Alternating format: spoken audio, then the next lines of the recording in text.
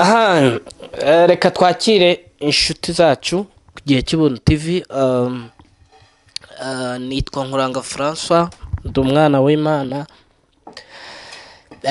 Kuri kamera muri kubonaho mwene data yitwa Eugene Yamuremye, nawe ni umwana w'Imana. Twembi turi abanyamakuru ku gihe cy'ubuntu TV. Ndakwakiriye. Aha tugiye kuganira iki? Tugiye kuganira ijambo rimwe maze bisoma. Bya Bibiliya ifite ukuntu imeze nk'amakode yamuremye. Urabizi ni amakode. Ni amakode ariko yavanwemo, yadekozwe na Kristo.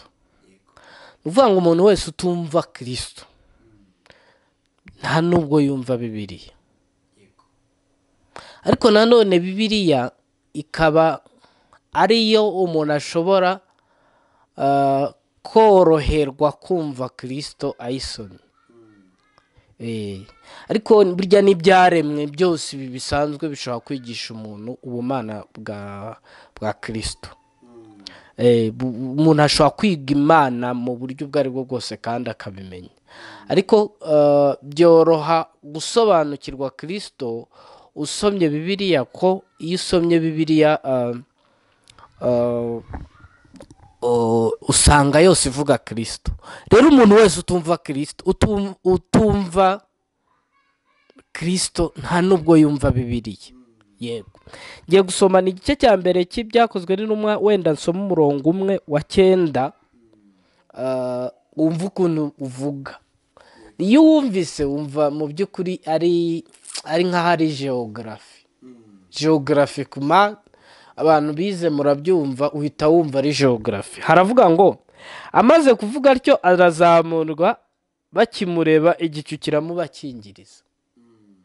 Geographically kuzamuka ni ukuva hano hasi ku butaka turi ukazamuka hejuru. N'ibicu turabizi biba muri sky. Ibicu biramubakingiriza. Ku murongo ukurikira wenda reka nawo ngusome ngo bakiraramye bamutumbiriye mu ijuru akigenda, abagabo babiri barababonekera bahagaze iruhande rwabo bambaye imyenda yera. Barababaza bati, yemwe bagabo b'i Galilaya, ni iki gitumye muhagaze mureba mu ijuru? Rya jambo nakubwiye, urumva mureba mu ijuru hejuru. Arazamutse ajya mu ijuru, igicu kiramubakingirije. Yesu bakuwemo akazamurwa mu ijuru, azaza atyo nk'uko mumubonye ajya mu ijuru. Kuvuga ngo yaganiraga nabo ababwira ibyo ko agiye mu ijuru, atabasise bonyine hasi. Nyine umuntu wasoma icyo gice cyose yabyumva, ngo akiganira nabo ngo arazamuka, igicu kiramubakingiriza. Nibaje n'abandi bantu batari bake twumva ibyo bintu geographically mu buryo bw'ubumenyi bw'isi. Nyine tukumva Yesu yarazamutse, iki gicu tureba mu kirere gitanga imvura kikamudukingiriza. Ese ibyo bintu byarabaye? Niba ariko byabaye, se ni nako azanagaruka? Cyangwa ibyo bintu ndacyabyumva nk'uko uyu mubiri byumva, haracyari indi meaning? Nibyo tugiye kuganira. Ni karibu. Yego, urakoze cyane. Yego, nongeye kubasuhuza abakunzi b'ubutumwa bwiza z'igihe cy'ubuntu TV. Umwami ashimwe cyane tugeneye uyu mwanya. yego, Urimo wibaza rero ku icyo kintu, ariko ni ngombwa kubyibaza. yego, Kubera iyihe mpamvu?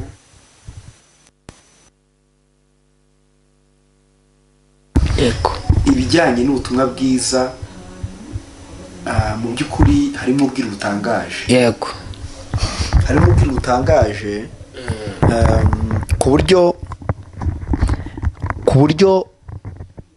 ibyanditswe byera mu by'ukuri ni imvugo y'umwuka. Petero yabivuga mu rwandiko rwa 2 yanditse igice cya 20, aravuga ngo mubanze kumenya yuko ari nta buhanuzi bwazanywe n'ubushake bw'umuntu. ntawe ubasha gusobanura ibyanditswe uko yishakiye, kuko si ubuhanuzi bwazanywe n'umuntu, ahubwo bagiye babivuga bashorewe n'umwuka wera. kuvuga ngo hirya y'izi nyuguti dusoma hano harimo n'ubuzima bw'umwuka, ni iby'umwuka, ko Imana ni umwuka, n'ibyo yavuze ni umwuka. Bivuze rero utari mu mwuka ntushobora kubyumva. Niyo mpamvu kondisiyo kugira ngo ubyumve ni ukubanza kuba icyaremwe cy'umwuka, ngo icyabyaye n'umubiri n'umubiri, icyabyaye n'umwuka n'umwuka. Nk'uko icy'umubiri biri niko n'iby'umubiri biri, ariko nk'uko iby'umwuka biri niko n'iby'umwuka biri. Bisaba rero ngo umuntu abanze kubyarwa ubwa kabiri w'icyaremwe cy'umwuka abashe kumva ibyo bintu by'umwuka. Noneho dukomeje, hari ijambo rimwe nari nifuje kubanza gusa nkaho nasoma ry'umwitangirizwa kugira ngo twumve impamvu dukwiriye kwitondera ibyanditswe. Hano muri Ezekiyeli igice cya 29 umurongo wa 11, nako ni muri Yesaya, sorry gatoya rwose, ntabwo ari Ezekiyeli, ni Yesaya 29 umurongo wa 11, haravuga ngo kwerekwa kose kwabahindukiye nk'amagambo yo mu gitabo gifatanishwe ikimenyetso. Iyo bagihaye umuntu wigishijwe bati soma iki gitabo, akabasubiza ati simbasha kugisoma kuko gifatanishwe ikimenyetso, ngo maze bakagira utigishijwe bati soma iki gitabo, akabasubiza ati reka da sinigishijwe. Sorry gato, ni ukuvuga rero hano bavuze ngo ni umuzingo w'igitabo. Bagihereza umuntu wigishijwe akavuga ati reka da simbasha kugisoma kuko ntigishijwe. Bawuhereza utarigishijwe akavuga ati jewe ndi n'umuswa da. Uwigishijwe bivuze iki? Hari abantu bavuga ngo barigishijwe. Ushobora guhereza umuzingo w'igitabo ntakubwira ikirimo, cyakora yakubwira amateka, yakubwira ukuntu muri Isiraheli byagenze, yakubwira ukuntu yabyize, ariko atabasha kumva ibyanditswe muri uwo kuko Yohana mu gice cya 5 cy'ibyahishuwe ajya avuga ngo bamuzaniye umuzingo w'igitabo, bamuzaniye igitabo kiri sealed, gifatanishijwe ubushishi, gifatanishwe ibimenyetso, igitabo gifunze kiri sealed. Baramubwira ngo dufungurire kino gitabo. Icyo gitabo ni umuzingo, kandi iyo dukurikiranye neza Yesu arabivuga mu Bahebura. Umuntu wanditse igitabo urwandiko rw'Abahebura arabivuga, aravuga ngo nkuko aravuga ngo ko ibitambo n'amaturo utabishimye mu gice cya 10 ngo uhereka umurongo wa 4 hasi, utabishimye wanyiteguriye umubiri, nanjye ndavuga ngo ndaje ngo nje mu muzingo w'igitabo nk'uko byanditswe kuri jewe. Uwo muzingo niwe jambo, kuko niryo jambo ry'Imana, kandi mbere na mbere jambo yahozeho. Jambo niwe muzingo, kandi jambo niwe Kristo, ariko afatanishijwe ibimenyetso. Yesu yajya gukunda kubwira abantu ngo impamvu batabasha kuza aho ndi ngo nukubera ko bafite igitwikirizo ku maso, ngo bafite amaso ntibabona, bafite amatwi ntibabasha kumva, imitima yabo iriho ibinure, ntibasha gukurwaho inyegamo, igitwikirizo kiri ku maso yabo, ngo babashe kumva ibiri muri icyo gitabo, ibiri muri uwo muzingo. Amen. Biri sealed. Iryo jambo ry'icyongereza niyo biri kashe, birafunze, ariko bifungukiye bande rero. Amen. Bibiliya iravuga ngo iyo umuntu ahindukiriye umwami, iyo nyegamo, izo siri, ibyo bifatanishijwe ibimenyetso bikurwaho, igitwikirizo kikuri ku maso, umugenzi nubwo yaba ari umuswa akabifungurirwa. Ntabwo bisaba kuvuga ngo uri umuswa mu by'isi nkuko ahandi babivuze muri Yesaya 29, cyangwa se ngo uri umuhanga ngo uzi ibintu biri filozofi. Byarangira utubwira amateka, utatubwira umwuka. Amen. Iyo uhishuriye umwami Yesu ukamuhindukirira ariko kumenya inkuru nziza, uba ugiye mu bantu ya mizingo y'igitabo igiye kugigufungurirwa, kuko wagifunguye ni Kristo. Uwo mwuka we rero arafungura, ukabasha kumva ubwiru Imana yashatse kutwandikishiriza aribyo bitunga ubugingo bwacu. Wavuze rero ngo hano mu byakozwe n'intumwa batubwiraga ngo iki, reka turebere hamwe.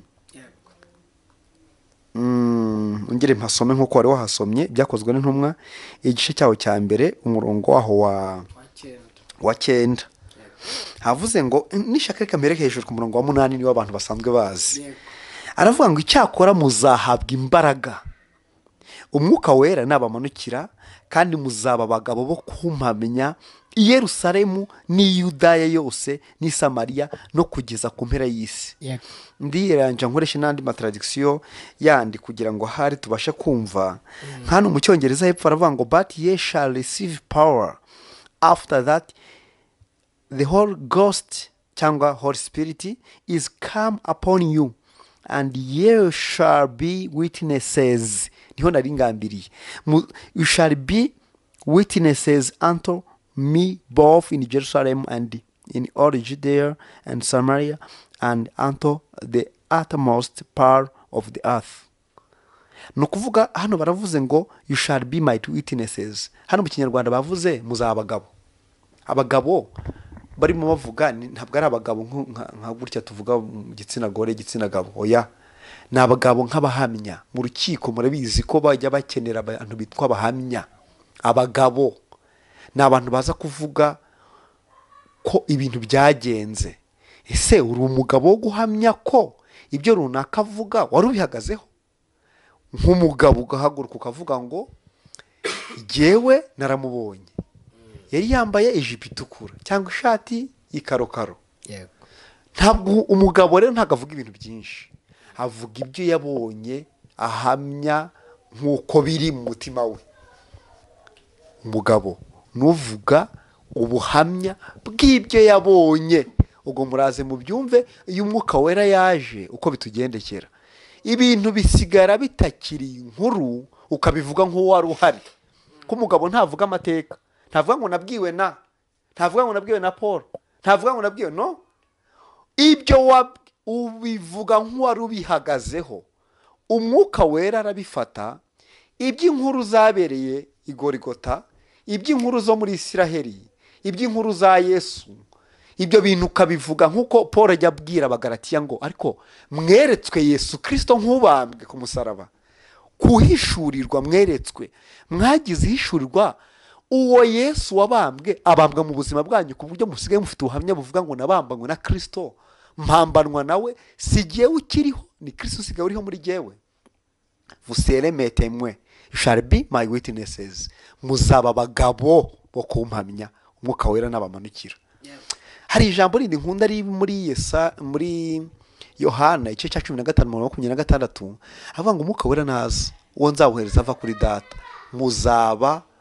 muzampamya. Ngo Umwuka Wera hejuru aravuga ngo azampamya, ariko hepfo agahita avuga ngo namwe muzampamya. Umwuka aza guhamya Yesu muri wowe, yamara kumuhamya muri wowe none ugasigara nawe umuhamya nk'uwamubonye, nk'umugabo wo kubihamya nk'uwari uhari. Amen. Noneho nkomeje rero icyo twari tugiye ngo tuvugeho hano ku murongo wa 9. Ngo amaze kuvuga atyo, amaze kuvuga ngo muzabagaho kumpamya, Umwuka Wera nabamanukira, azamurwa bakimureba, igicu kiramubakingiriza. Bakiraramye batumbira mu ijuru akigenda, abagabo babiri barababonekera bahagaze iruhande rwabo bambaye imyenda yera. Bibiliya niyo mpamvu nababwiye ngo n'ubwiru bw'Imana. N'ubwiru bw'Imana budahishurwa ubwenge bw'abantu. Ngiye kongera mvuga undi murongo hano muri Yohana 14. Kuko baravuze ngo aragiye. Isi yose izi ko yagiye, ntawe uhari, ariko abantu bose bafite ama expectations, bafite ibyiringiro. N'abantu uzabona bari kuririmba bavuga ati Mana we nubwo tubabaye ariko uri hafi Yesu, we kuza turuhuke, uzazaryari Yesu.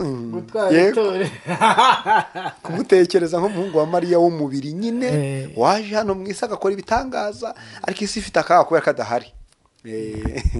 ariko reka dusome uyu murongo murahita mubyumva bavandimwe.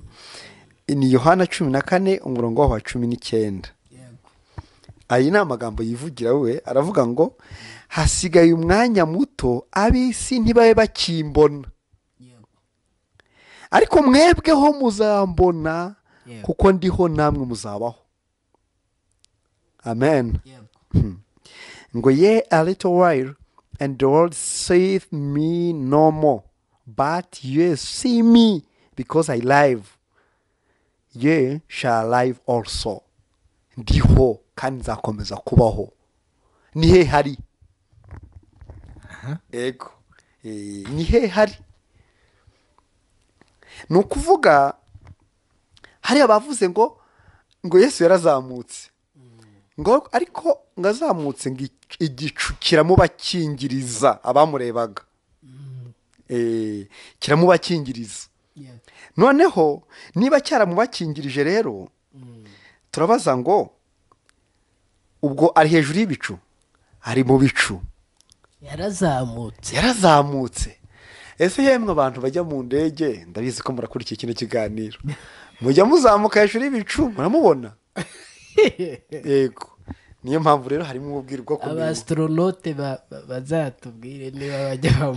Reka dukomeze turebe hano mu bahebura, kuko Bibiliya iravuga mu Bakorinto ba mbere igice cya 2 umurongo wa 10 kanurebe neza kugira ngo uvuge nk'ukuri, ngo dusobanuze iby'umwuka bindi. Niyo mpamvu muri kubona tugenda tureba ibyanditswe bitandukanye. Korinto ba mbere, urwandiko rwa mbere Paul yandikiye Korinto ibice 2 umurongo wa 13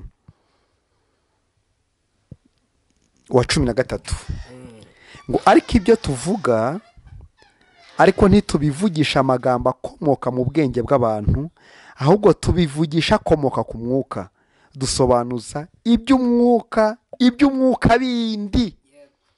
Ntabwo dusobanuza inyuguti. Hirya y'izi nyuguti tuvuga umwuka, tugasobanuza umwuka wundi, dusobanuza iby'umwuka bindi. Yego.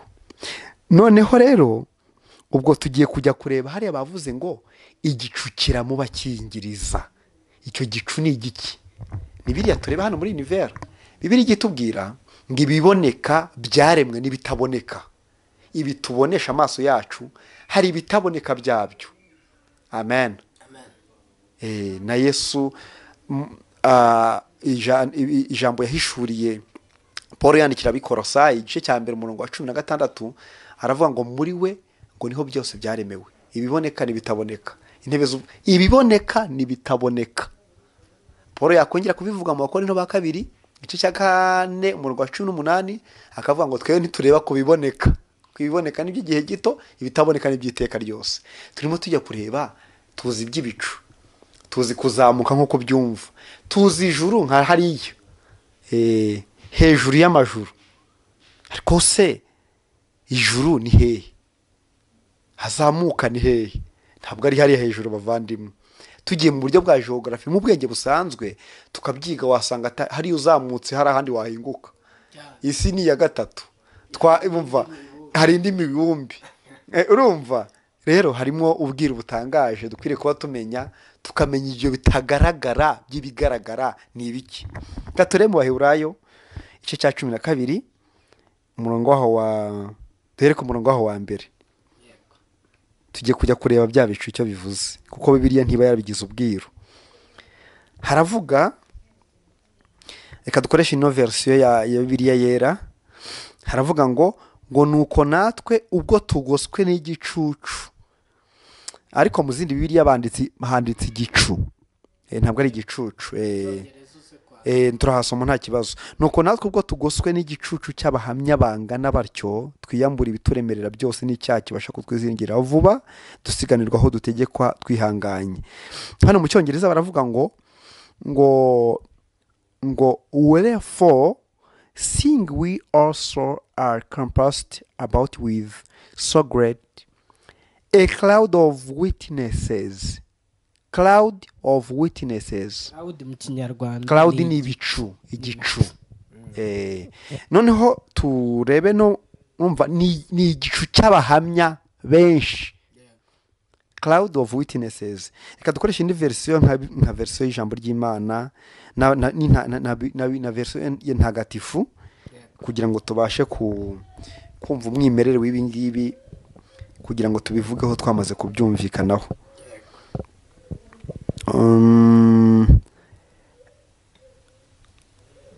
Abaheburayi ego 12 haravuga ngo natwe rero ubwo tuzengurutswe n'imbaga ingana ityo yabahamije ibyo bizera. Natwe rero ubwo tuzengurutswe n'imbaga ingana ityo yabahamije ibyo bizera.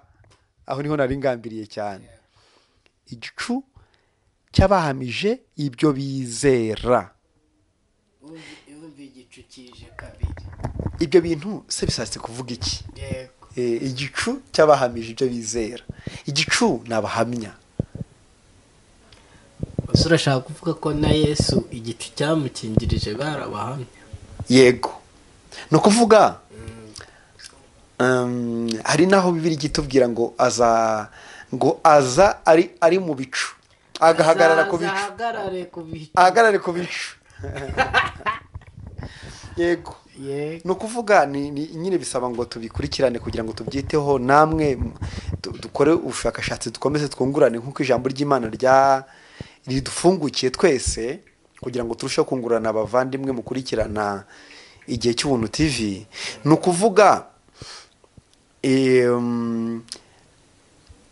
hari abariho mu mubiri bamenye umwami Yesu. Abo ngabo Bibiliya iravuga ngo ntabwo baba mu isi. Abaefeso igice cya 2 umurongo wa 6, kuko umuntu ni umwuka. Umuntu avuga umubiri wanjye, hari nge hari n'umubiri. Uwo rero witwa nge yatuzuranye nawe, atwicaranye nawe mu ijuru turi muri Kristo Yesu. Aho rero mu ijuru mu by'ukuri ko ijuru abantu ko turitekereza abantu babizi ni igihugu cy'amahoro, ni ahantu hatari ibyaha, na hatari ibyago. Kandi Imana yarabidusezeranije ko muri Kristo Yesu niho twagomba gukurirwa ibyaha byacu, kandi akavuga ngo mbahaye amahoro mbahaye si nk'uko isi itanga. Rero aho muri we, kuko aravuga ngo aba yabivuze mu cyacu cya 14 twasomye, ngo aravuga ngo nenda kujya kwa data, ariko akavuga ngo inzira mbona nayizi. Mbona Toma akavuga ati data se nuwuhe tumutwereke. Na Filipo yarabibajije aravuga ati ariko inzira murayizi. Ntimuzi ko ari njyewe nzira n'ukuri n'ubugingo. Inzira murayizi. Bakamubaza ngo twereke data, akavuga ati data ariko mwamubonye mwanamurebye. Urumva rero muri we niho byose biri, na rya juru niho riri. Ni nayo mpamvu ari umwami w'amahoro, mbahaye amahoro. Kandi ubwo ni ubwami bw'amahoro, ijuru ribamwe amahoro ni muri we n'ubundi. Iyo tugiye muri we tuba twinjiye mu ijuru. Amen. Muri we niwe bubiko bw'abazima, kuko Imana si Imana y'abapfuye, ni Imana y'abazima. Noneho abasinziriye mu mibiri, abasinziriye ba Paul, nabo turi kumwe mu ijuru. Ni igicucu cy'abahamya. Ni igicucu cy'abahamya. Ari abari mu mubiri n'abariho mu mwuka. Kuko mu icyo gice barabavuga, nibo baba bari kuvuga. Yego. Muri iki baba bivuze igice cya 11 intwari zo kwizera. Barazivuga abo bahamya bose, kandi ngo nta kindi cyabatsindishije, ngo batsindishijwe no kwizera. Icyo gicu cy'abahamya rero niho hari, kuko ahandi twasomye muri Yohana 14 umurongo wa 19, iyo mirongo yose mugene muyitaho kugira ngo tufatanya kuyihuza.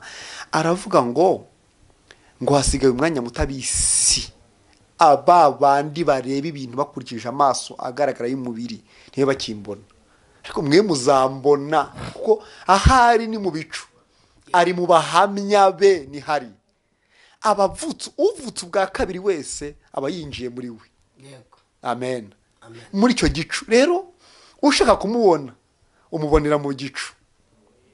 umubonera kuko birira bivuga ngo twubatswe ku rufatiro rw'intumwa n'abahanuzi, za ntwari zo kwizera bavuga zaba ari zo mu isezerano rya kera zaba ari zo mu isezerano rishya, ngo twubatswe ku rufatiro rw'intumwa n'abahanuzi mu Efeso igice cya 2:20 niho twubatswe.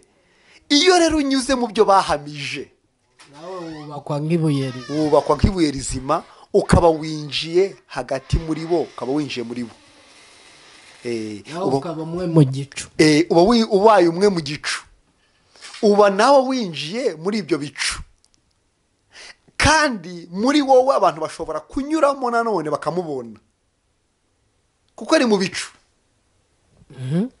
Umwami Yesu ari mu bicu, ari mu bahamya be, nicyo bivuze bavandimwe. Ibicu nibyo bimukingirije, ibicu nibyo bimukingirije, ariko ni nabyo bimuhishura kuko hari igihe ahagarara ku bicu. Sobanura neza. Hari igihe ahagarara ku bicu, abari bisi bose bakamubona kugira ngo abadukurikiye tutaba nshuti bavandimwe. Ibyo bintu Imana izagenda idufasha tugende turushaho kugenda tubiganira, turebe n'amateka asanzwe ku buhanuzi bwa Israel. Yego, ku buhanuzi bwa Israel, kuko hari igihe birangira hari ubuhanuzi bw'umubiri abantu bakomeza kubaho bazeho, ntibumve ko itorero ryo ryahawe ubuhanuzi bw'umwuka. Itorero riri mu mwuka, riri mu bwami bw'umwuka, ryahamagariwe kumenya ibintu by'umwuka. Kuko hari ubuhanuzi bwa Israel bwo mu mubiri. Yego, ariko twebwe tumenya ibyo by'umwuka, kuko n'iby'umwuka nibyo byari ibigaragara, nibyo byari iby'umubiri. Reka mbahereze nk'aka example gato kugira mu byumve. Reba nkabona ubuhanuzi bwahanuriwe Israel, ariko twebwe tububona mu mwuka. Reka tuharebe hano muri Daniel igice cya 9 umurongo wa 20 na Daniel igice cya 9.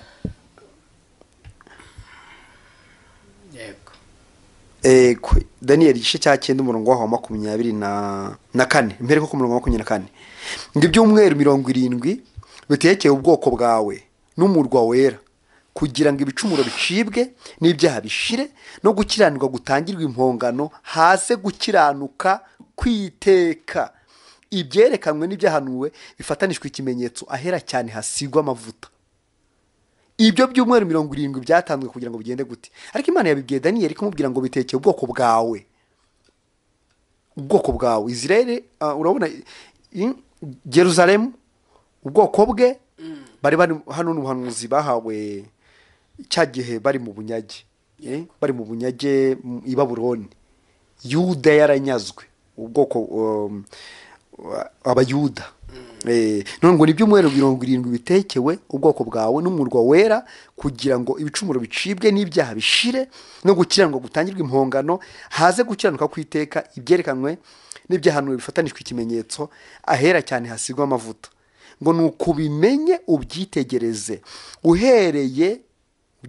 yuko uhereye igihe bazategera kubaka i Yerusalemu bayisana, kugeza kuri Mesiya.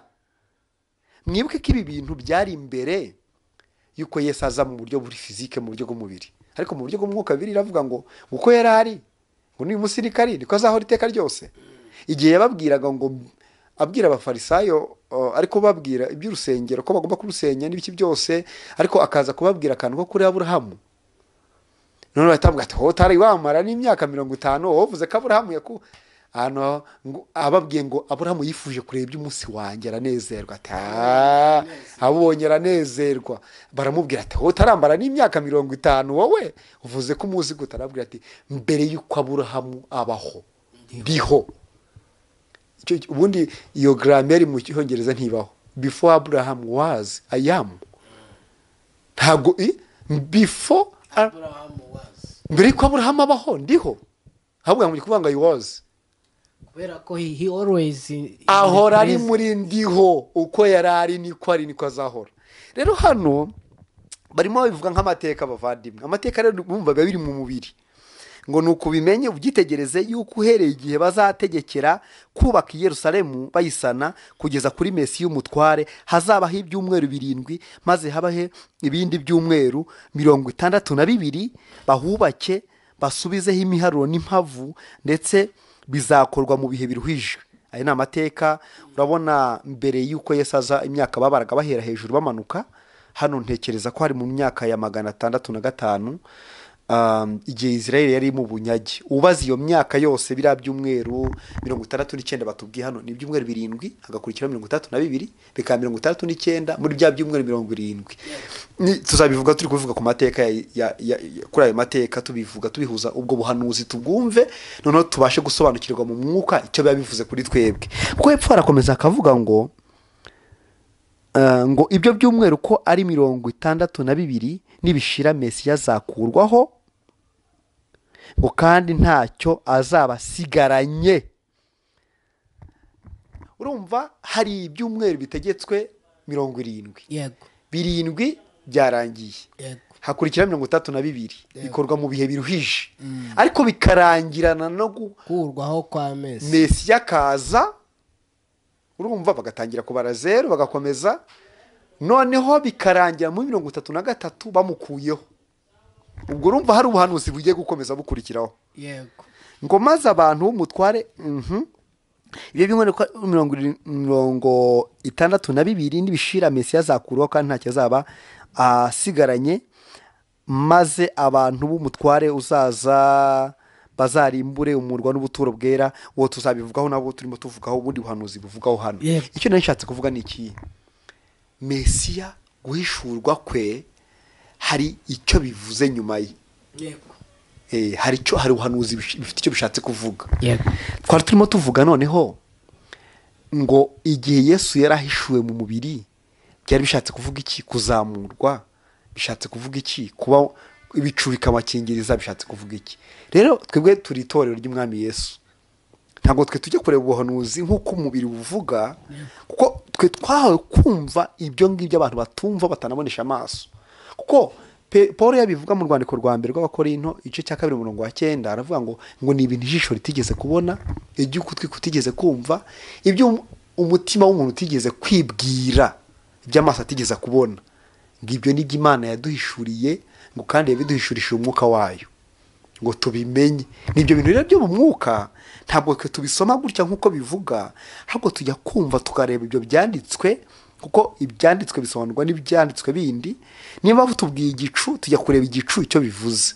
Mu Baheburayo babitubwiye rero ko icyo gicu ni igicu cy'abahamya benshi.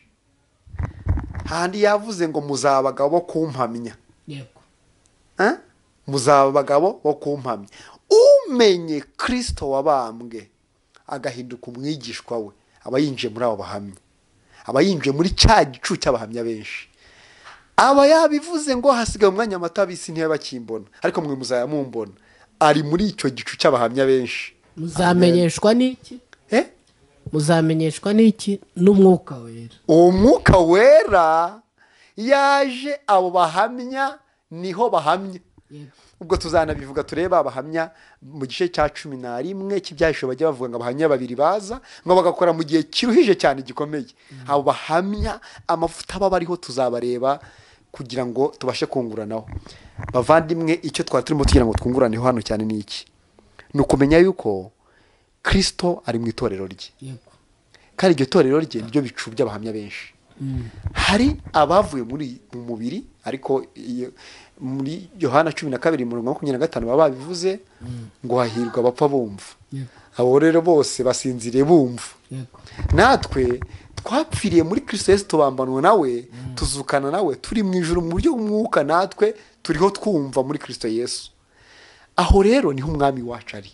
Yego. Ni nako buri munsi yihishura. Amen.